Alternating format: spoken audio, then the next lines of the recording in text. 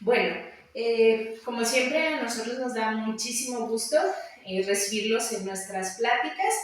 Esta plática la teníamos pendiente y me parece que es una plática sumamente importante.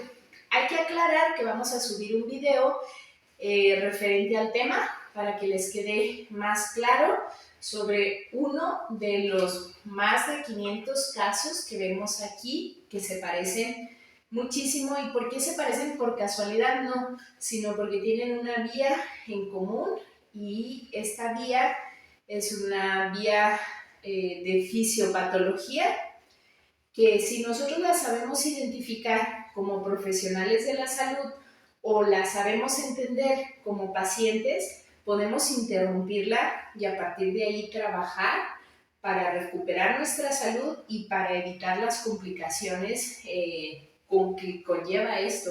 Y esto es súper, súper importante. Entonces, la plática la vamos a hacer ahorita. Vamos a subir esto del video y ya tenemos un video de resistencia a la insulina en niños que se subió, también era un caso clínico y se subió, me parece ser que hace un año.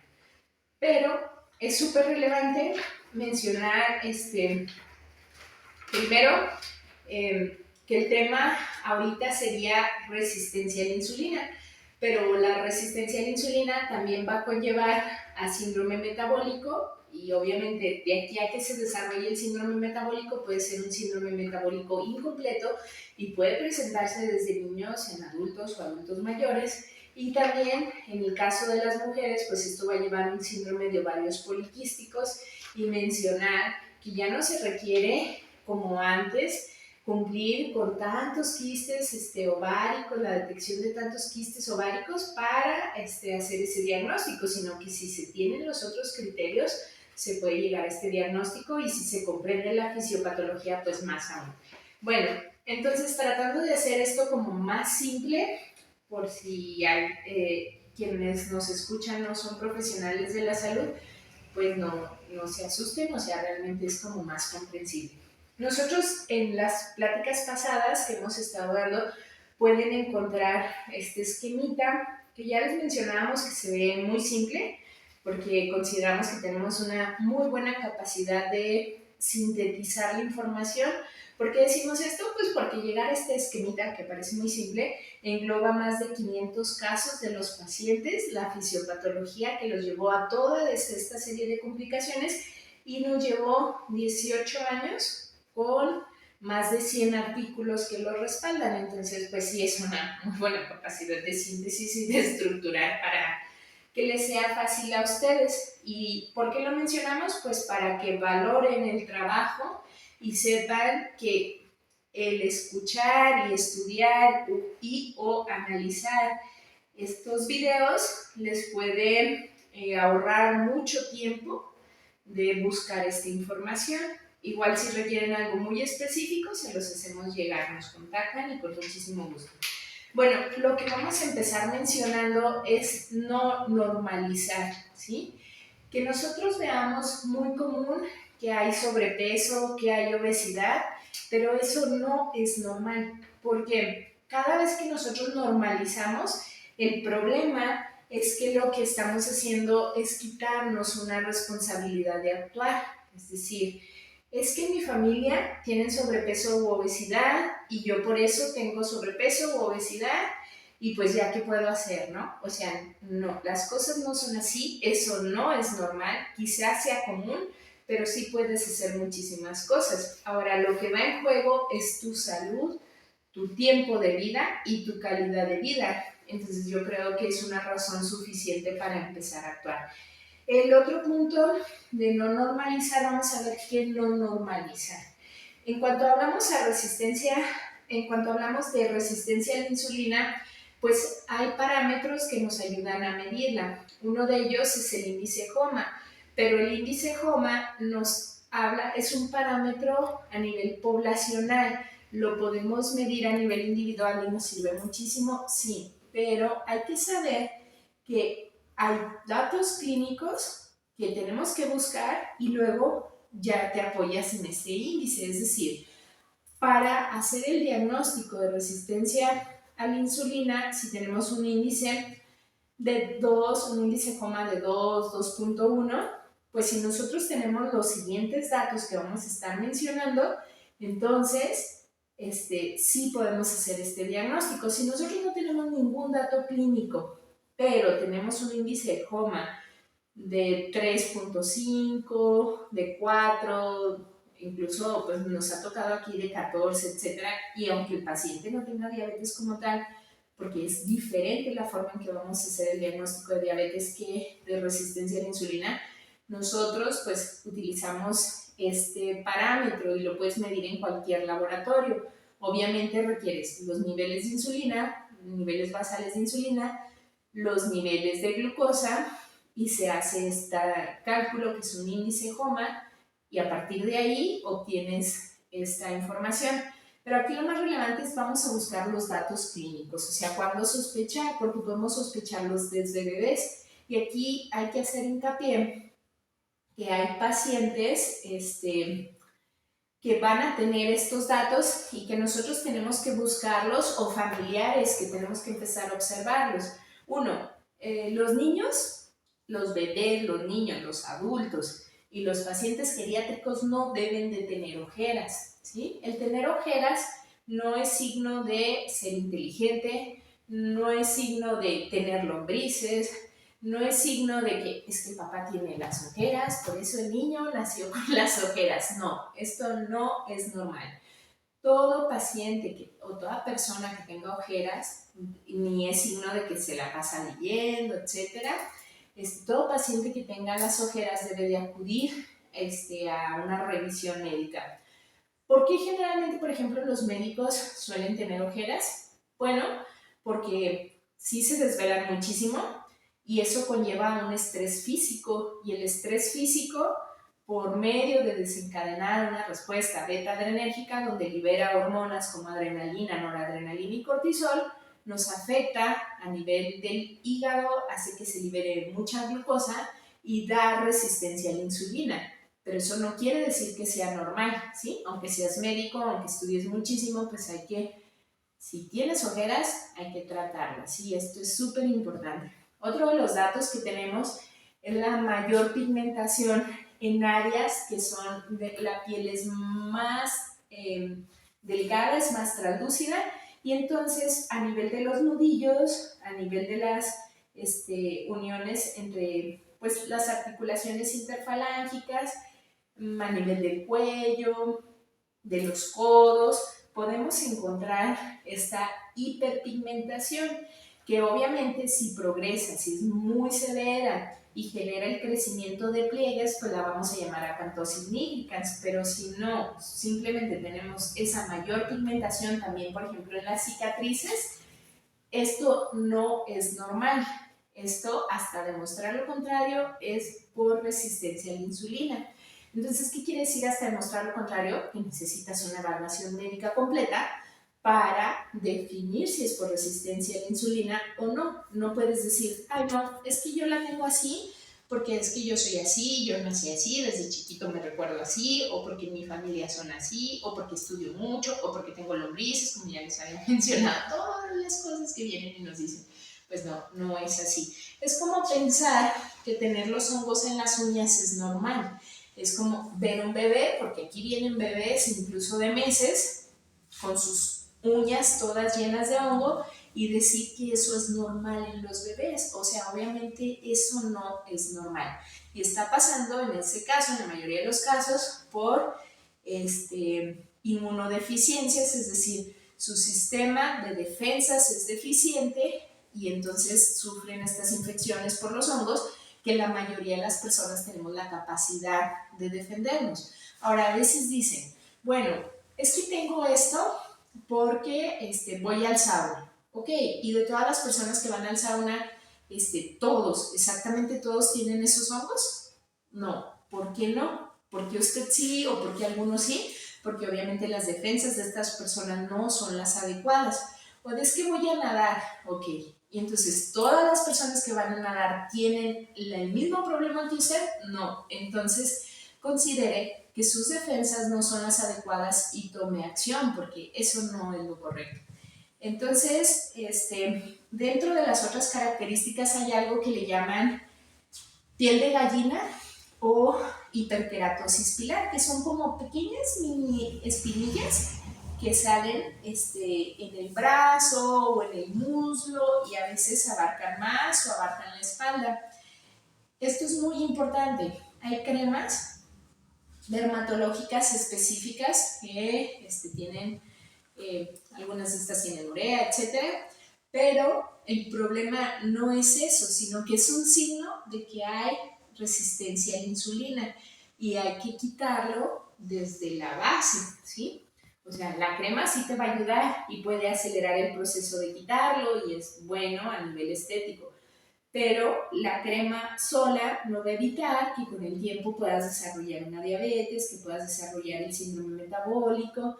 Hay que aclarar que el síndrome metabólico es pues el presentar alteraciones a nivel de colesterol, de triglicéridos, sobrepeso u obesidad, resistencia a la insulina o diabetes e hipertensión.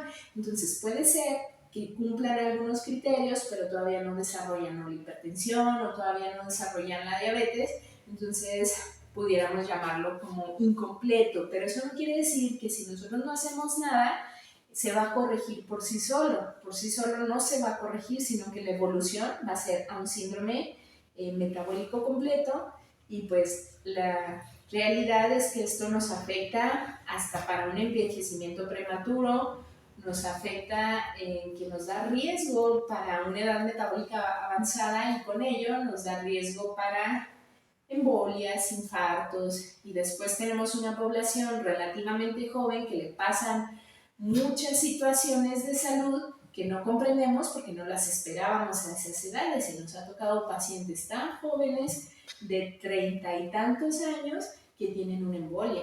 Entonces, esto es muy importante, porque a partir de ahí puede ser que el paciente no recupere al 100% o que recupere mínimamente y quede discapacitado para el resto de su vida. Entonces sí es algo para prestar atención.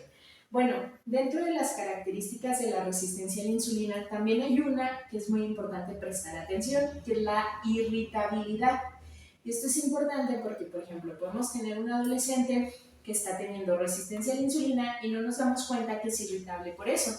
Y en la etapa de la adolescencia, como ya les hemos mencionado, que parece una etapa de la aborrecencia porque aborrecen todo, entonces es bastante complicado para nosotros saber cuándo se está tratando de una parte conductual de esa etapa o bien cuando es por algún problema. Esto es importante. ¿Por qué ocurre esto de la irritabilidad? Bueno, es que a nivel del hígado nosotros tenemos unos receptores y estos receptores son beta-adrenérgicos, entonces responden principalmente a noradrenalina, al cortisol y a la adrenalina, que son estas hormonas de estrés. Entonces, se liberan estas hormonas de estrés, van al hígado, le dicen al hígado que pues el individuo, como está en estrés, en una etapa de estrés, necesita mucha energía. Entonces el hígado lo que hace es del glucógeno que tiene como reserva energética, empieza a sacar la glucosa.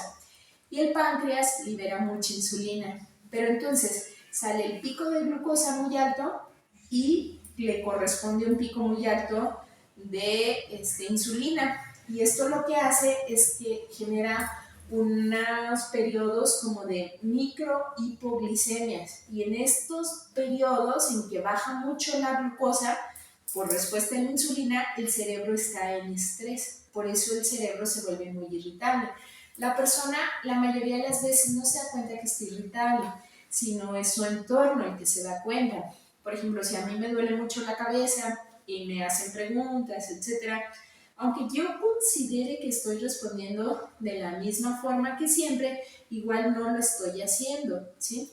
Entonces esto es importante porque el adolescente de por sí ya tiene un nivel de irritabilidad un poco más alto y con estos periodos de hipoglicemia, por la resistencia a la insulina, va a desarrollar esta irritabilidad. No solo es en el adolescente, también es desde el bebé,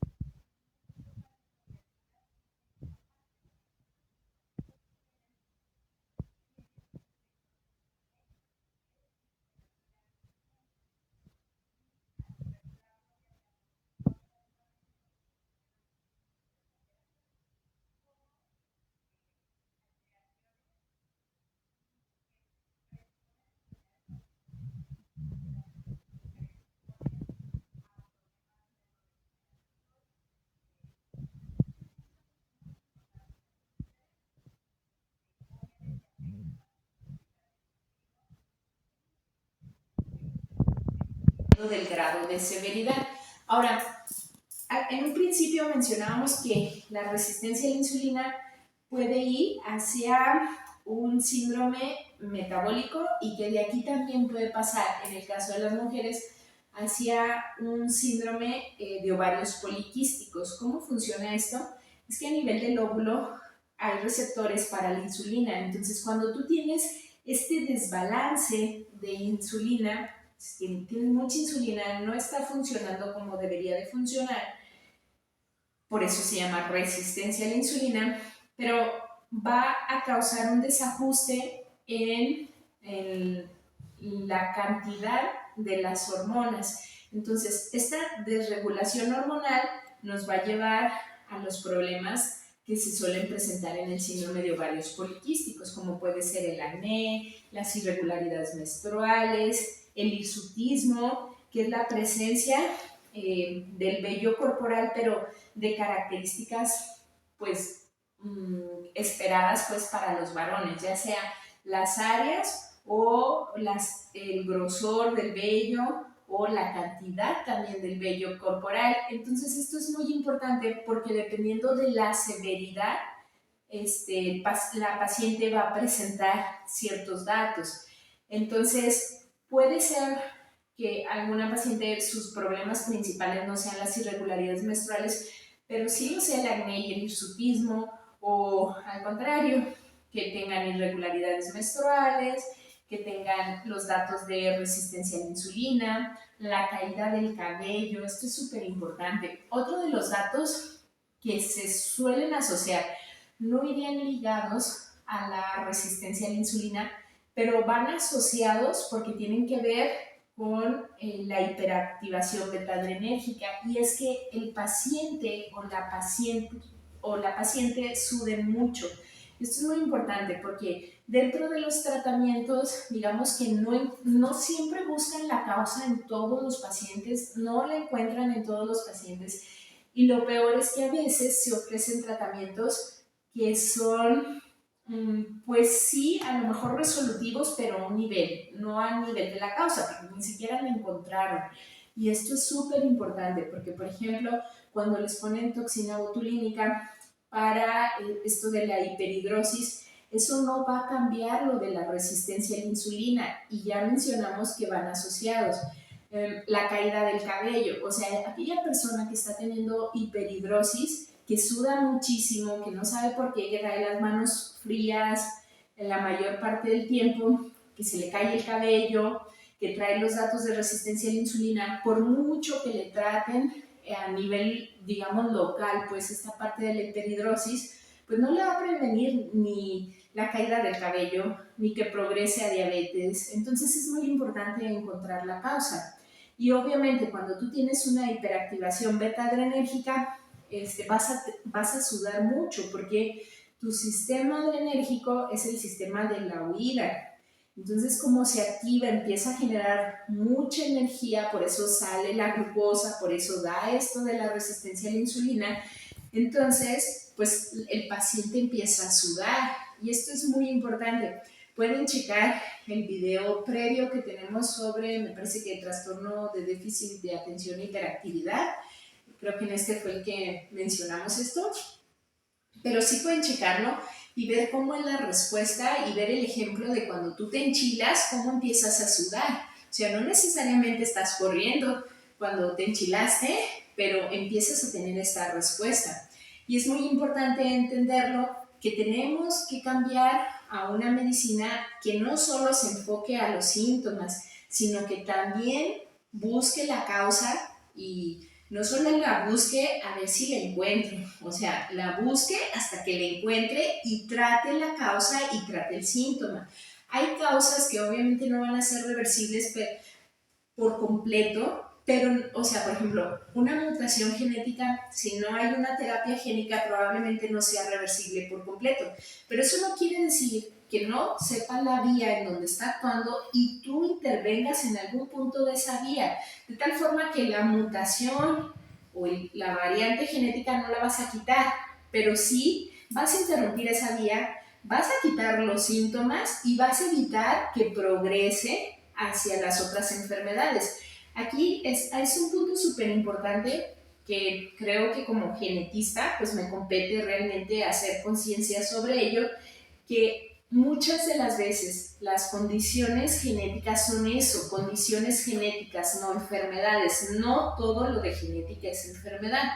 Pero el problema es que estas condiciones genéticas predisponen a enfermedades. ¿Cómo que? Bueno, si checan los otros videos, se van a dar cuenta que muchas de estas condiciones predisponen a hipotiroidismo, enfermedades autoinmunes, ansiedad, depresión, fatiga, dolor, a muchísimas otras cosas, a resistencia a la insulina, por eso estamos viendo este tema, etc. Entonces, el punto es que si yo sé cómo lo predispone, hacia qué predispone y sé qué herramientas a nivel de los avances científicos y tecnológicos hay, pues puedo frenar esa predisposición en el caso de que haya empezado revertirla. Y es muy importante hacer hincapié en esto. Pero recuerden que para que a alguien se le pueda ayudar, tienen que solicitar la ayuda. Eso es básico. ¿Por qué? Porque desde los principios de bioética es el respeto a la autonomía. Si el paciente no le importa su salud y no le importa ser ayudado y solo busca un parchecito, solo quiere que le inyecten algo para que deje de sudar, algo que le den una pastilla mágica para que se deje caer el cabello y todo lo demás no le importa tener ojeras, no le importa nada de lo demás, ni su presión, ni cómo es su sueño, nada de eso, entonces nosotros no podríamos ayudarle. Depende de ambas partes, tanto del médico como del paciente. Pero es súper importante empezar a tomar conciencia sobre estos aspectos y prevenir enfermedades, porque hay enfermedades a las cuales están predispuestos por su genética y a partir de que las presentan, el tratamiento va a ser de por vida, como la diabetes, como la hipertensión, como el hipotiroidismo. Entonces, yo creo que cuando se llegan a este punto de enfermedades, pues a uno le hubiera gustado tener las herramientas y el nivel de conciencia para poderlos prevenir. Ahora, si ya tienes esas enfermedades, no quiere decir que no vengan otras en puerta y que no vengan otras complicaciones, que tengas que hacer algo, pero depende otra vez del nivel de conciencia del paciente y de que el paciente solicite corregir las cosas.